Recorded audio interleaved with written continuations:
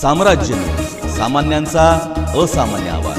Mobile flight मोडवर टाकला आणि सोलापूरच्या तरुण मूर्तिकाराने रेल्वेखाली संपवलं आयुष्य।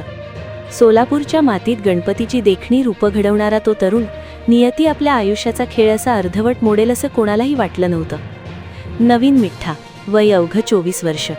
ज्या हातांनी मातीला आकार देऊन चैतन्य फुवावलं, त्याच हातांनी स्वतःच्या आयुष्याची दोरी कापून घ्यावी हे ऐकून अख्खा सोलापूर हळहळला। रविवारी सकाळची वेळ। नवीन घरातून बाहेर पडला तो पुन्हा कधीही न परतण्यासाठीच।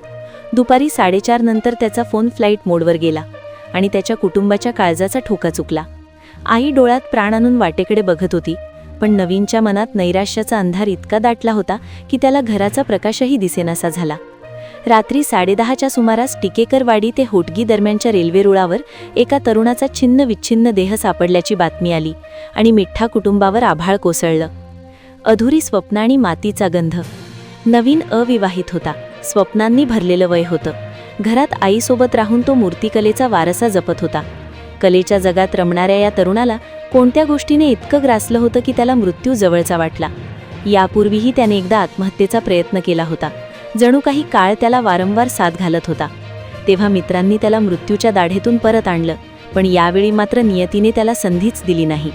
ज्या हातांनी अनेक मूर्तींचे डोळे रेखाटले, आज त्याच डोळ्यांत कायमची शांतता पसरली आहे। मरणानंतरही त्याच्या पश्चात आई आणि 2 बहिणींचे अश्रू थांबायला तयार नाहीत। अज्ञात कारण असं पोलीस डायरीत नोंदवलं गेलं असलं तरी एका उमद्या कलाकाराचा असा अंत समाजाच्या मनावर ओरखडा ओढून गेला आहे। मातीशी नातं सांगणारा तो तरुण आज मातीतच मिसळला। मागे सोडून गेला फक्त त्या न पूर्ण झालेल्या मूर्ती आणि कधीही न भरून निघणारी पोकळी।